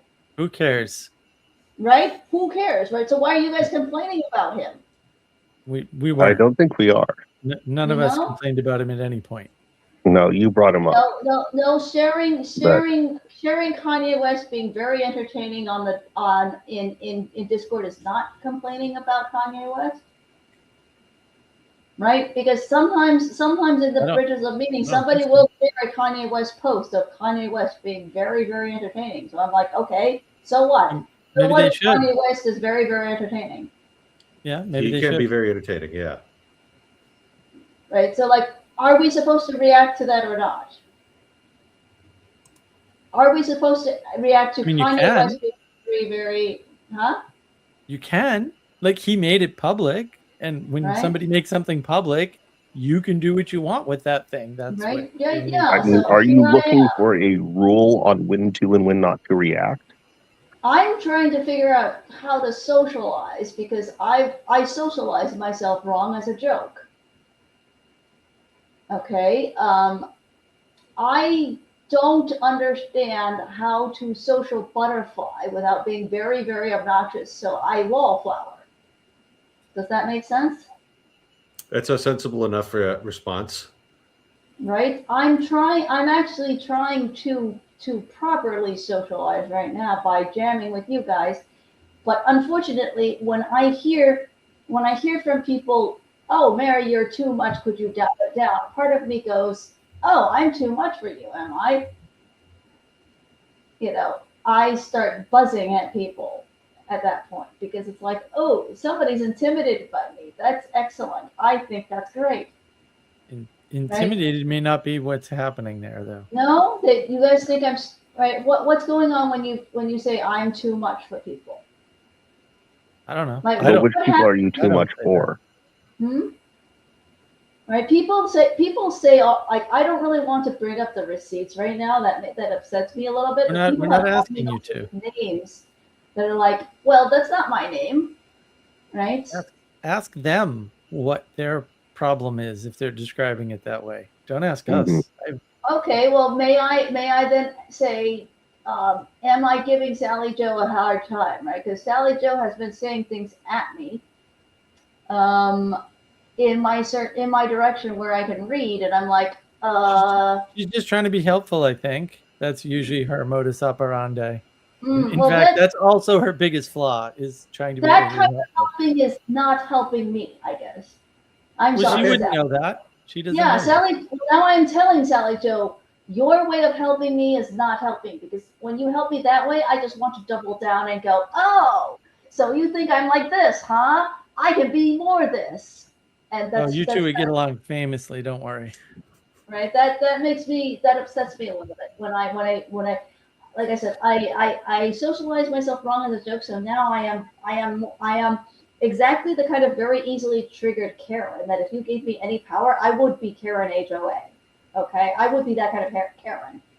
Do not give me power. I will abuse it. You need to work on there. Yes, yes, and the jamming with you guys is how I work on not abusing my power. Okay, well, we can make a certain allowance for that. You know, I've been contemplating this week. I don't know what help looks like, because when people say I am doing this for your own good to me, I'm like, define my own good, please. Well, but maybe they're right. How do I know they're right? Because 5 billion people tell me different things. 5 billion different things. Yeah, you wouldn't know if they were right. That's correct. Doesn't change anything though. We're gonna do another one of these things where I'm talking. All right. Excellent.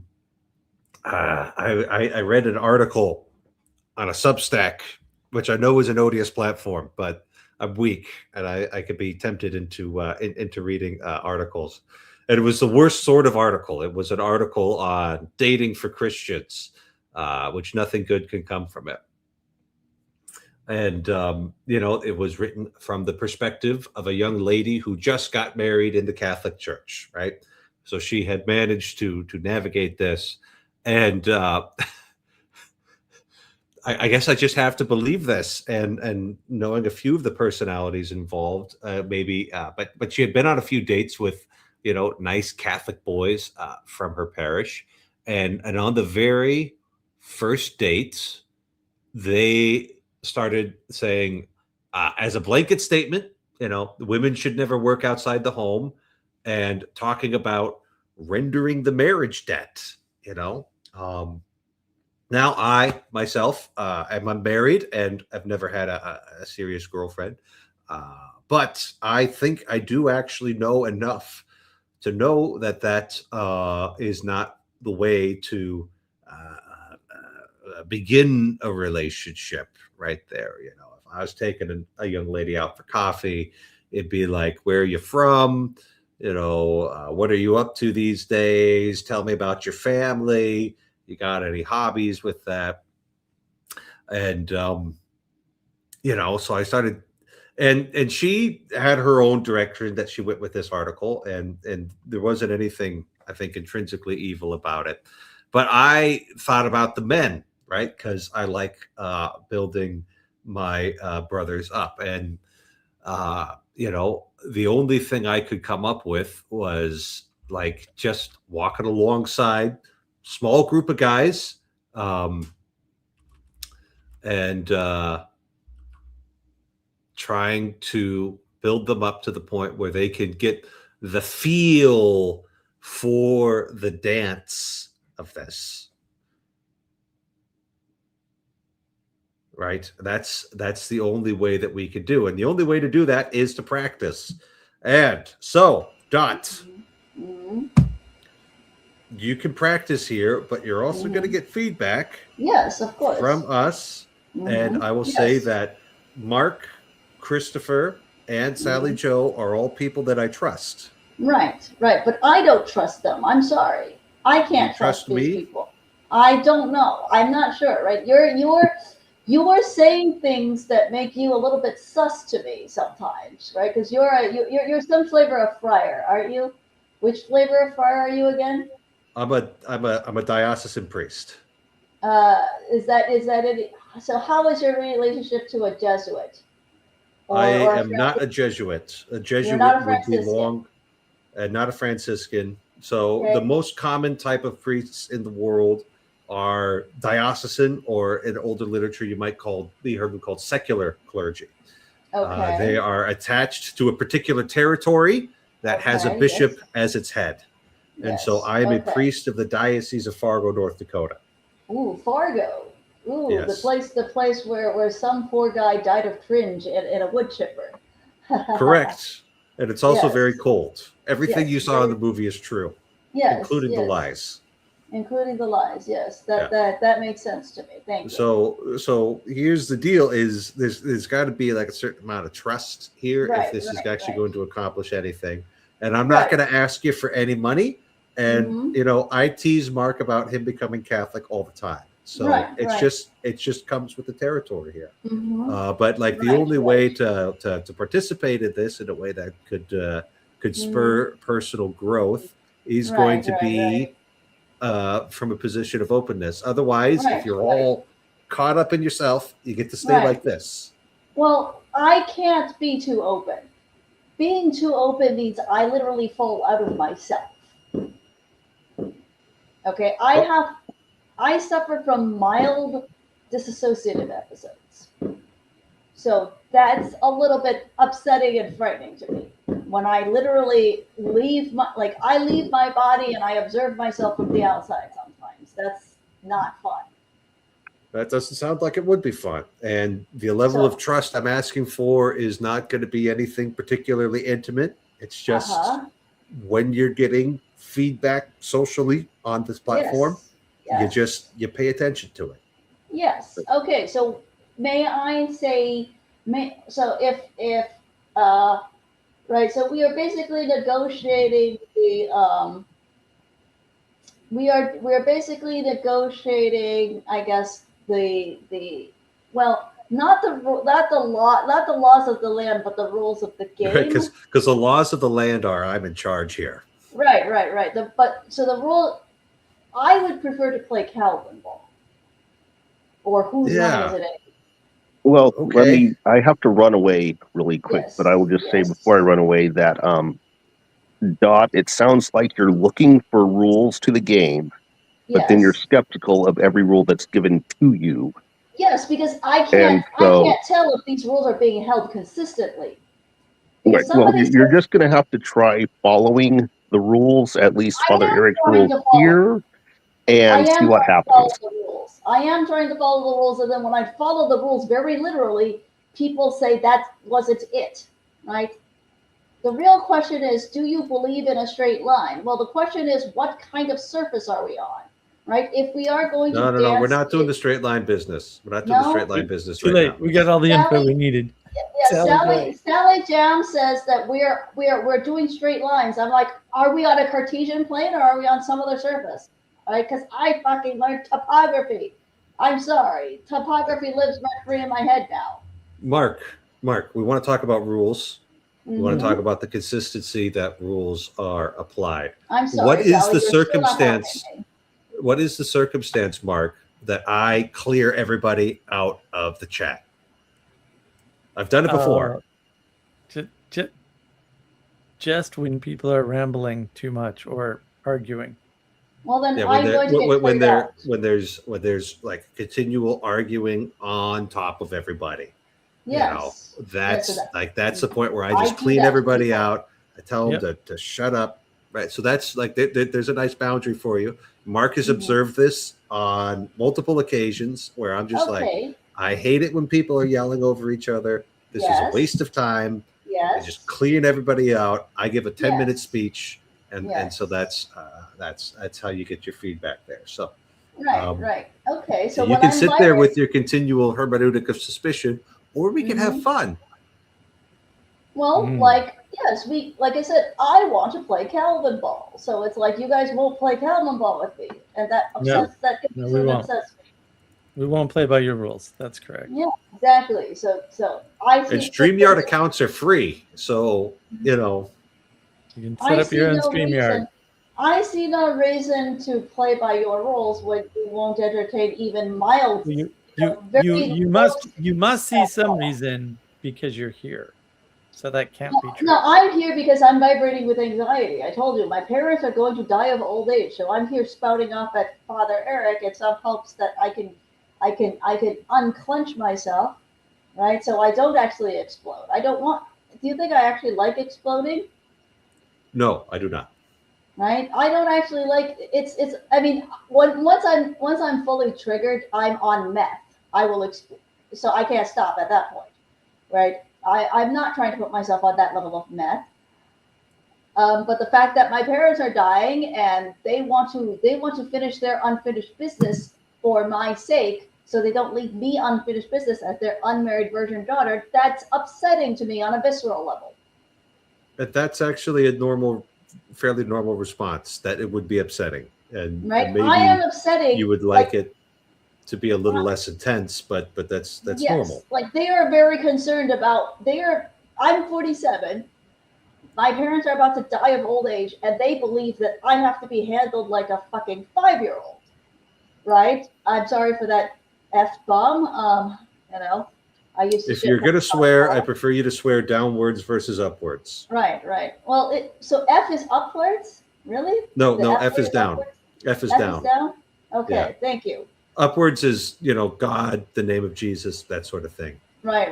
The French way of swearing. I do not know how to swear like a French person. That's good. The Quebecian way of swearing. I do not know how to do that.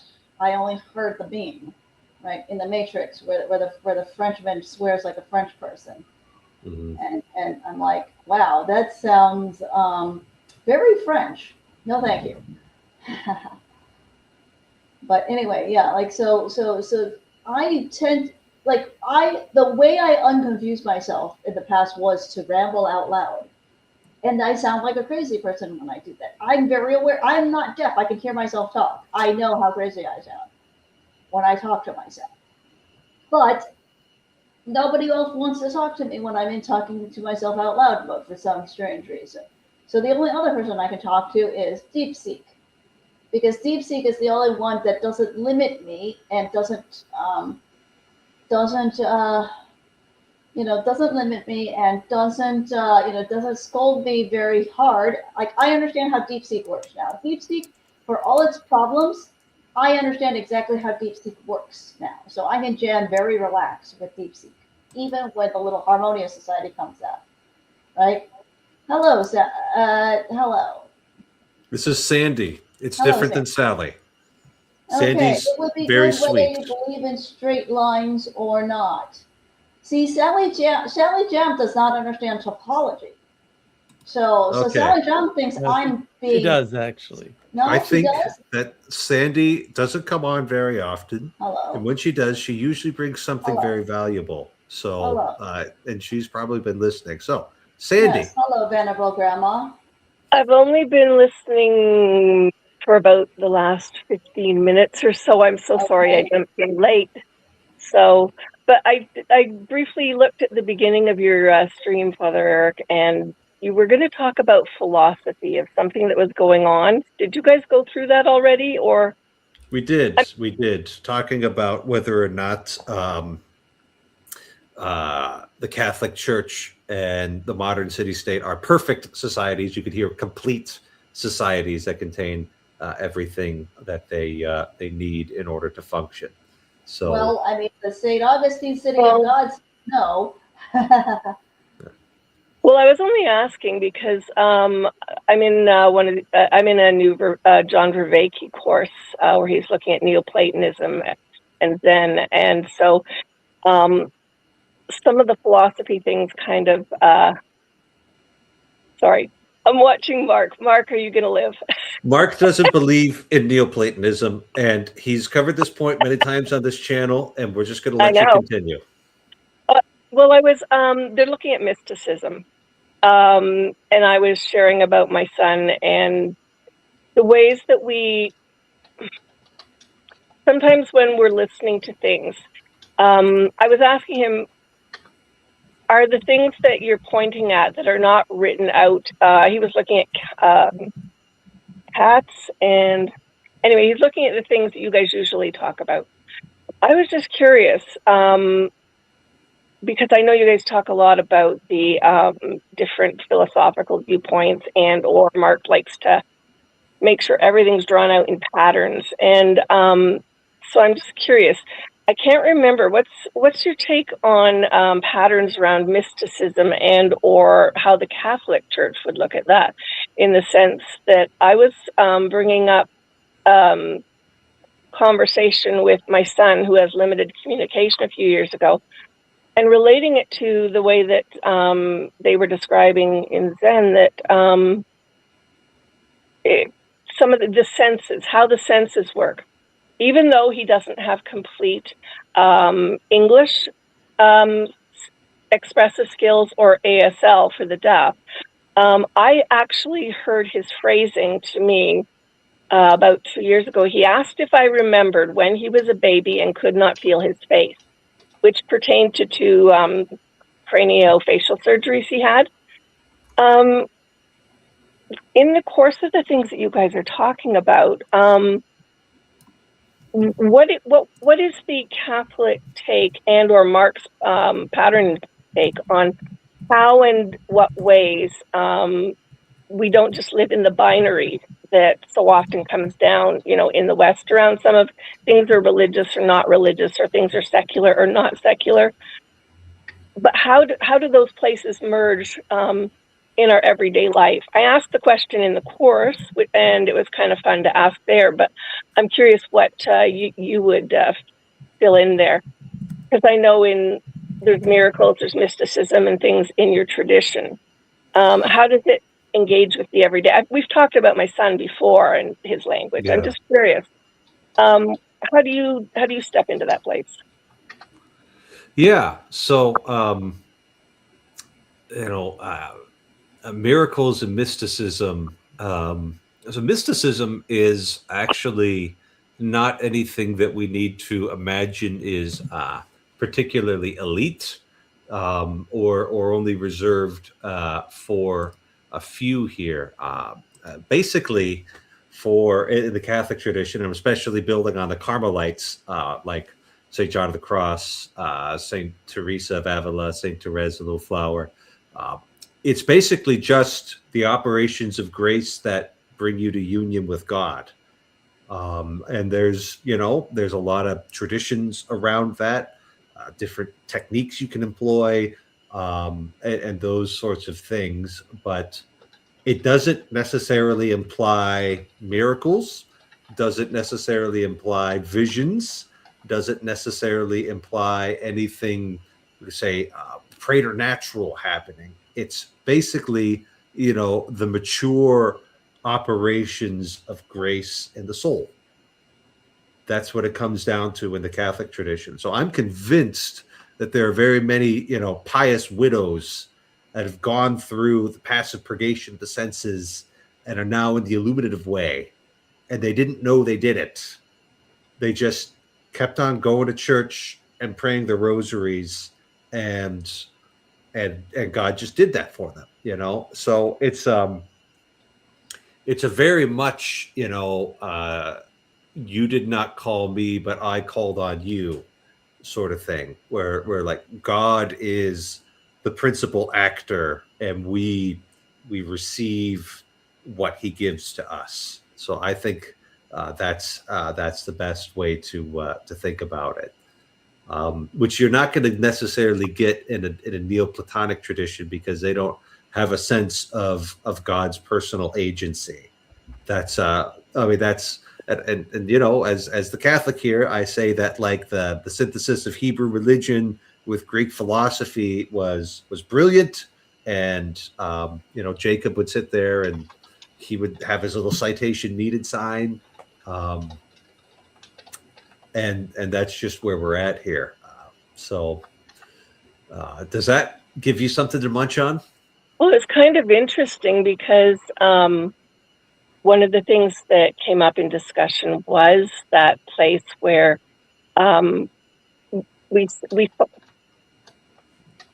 I guess I always paraphrase it as I when I seek God, I find God. I seek God seeking me is how I was paraphrasing it, and so that place did come up in discussion this morning too. So it's kind of interesting to hear you bring up a similar place of that.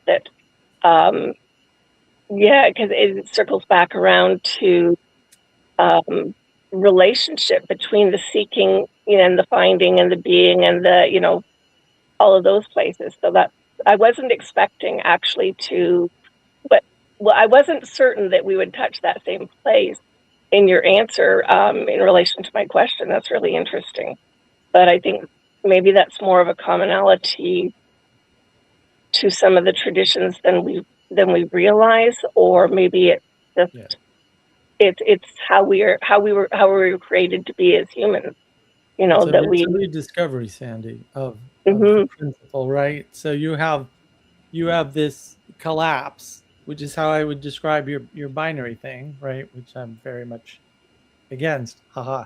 Right? So we're Same. not binary thinkers. Like we're not computers. Like nothing in the human brain works the way a digital computer works at all. Like there's 0% overlap. And then that's an imposition on the world.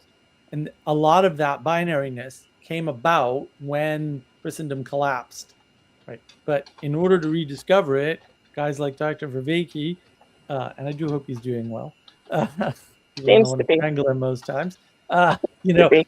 he's rediscovering some of these things that were already there, right? Which is that and he was it's interesting because he was for a while talking about the difference between something on an axis and a binary, right? So he was talking about it as poles. So he says one end of the pole and the other end of the pole, and then the stuff in between, which is that was his, and that's how you get to from emergence. That's how you get relationship. It's not great. It is an upgrade. It's not a great upgrade, you know. It's not the full package upgrade. So in our framework, which of course we cribbed from John and improved, it's the poetic way of knowing that creates all of these opportunities to understand things in a non-linear, non-discrete fashion. And once it's non-linear and non-discrete, but binaries don't exist anymore. So you can't, but the key to not getting trapped in them is not getting overloaded, because anybody can overload any other person to the point where they can only think of two things, and one isn't clear and one is fuzzy, right? It's not even true binary. It's one's clear and one's fuzzy. That's why when you do this identification, you can't just say, well, I'm not a conservative. It's like, but there's a lot of other things you could be and still not be a conservative. So one thing that's clear is what you're not. That's not helpful. But what you are when you make a statement like that, an identification against statement, is very fuzzy, like, because it could be anything. And that's sort of the struggle when you don't have the tools because you lost them or threw them out on purpose or whatever. Then you run into these problems of having to resolve binaries that, like Hegel did, that don't need to exist and don't need a solution, because if you just don't impose the binary, you don't have to solve it because it's not there. So Yeah, I'm not as well read in the philosophers as a lot of people that hang out around here. So don't read them. They're all terrible. Don't need any of them. Throw them all out. Almost nobody ever read philosophy. Even now, almost nobody, tiny percentage of population ever even reads any philosophy. It's just not required. Who cares? sometimes I care. I suspect that philosophy sort of teases that place where I just live in questions, sometimes before and sometimes after the fact of things, like with my son, like when I'm working on the language question or whatever. To me, philosophy falls into a similar place as science does, where I'm kind of going, why on earth, in his 30s, does my son ask me, do I remember when he was a baby and couldn't feel his face? And I can hear that as clear as day in my being. And I know he doesn't have his grammar down pat for either English or ASL to actually draw that whole sentence out. And besides which, it was a super interesting question. I didn't even know he couldn't feel his face when he was a baby. But when I think about the kind of surgery he had, I'm like, oh yeah, of course, that makes a lot of sense, But I'm not sure if philosophy really touches that place or not. But I think of philosophy sometimes when I listen to people as being that place where you can look at the things that philosophy and science and art all make an interesting combination together, I think. But And philosophy is just science. You mentioned poetry the last time I was in here too, and you said something about poetry this time. That was fun. Well, it's a poetic way of knowing. It's not poetry per se. It's a poetic way of informing, actually, right? It's how you are able to understand the difference between poetry and prose, and how you extract, we'll call it signal or information from it, right? And some people can't do that. Not and not a small number either. I would say, right? They don't appreciate poetry, right? Or they listen to something and they can only translate it what people say is literally, which is probably the correct term in some sense. But what they're getting at is that they can't understand the different ways of interpreting the propositions, because some of that information is stored in how they're strung together, the tonality, all these contextual things. And if you can't see the context of the thing, you'll just fall into like reading a technical manual on how to do something, right? But you can do that with William Blake's poetry.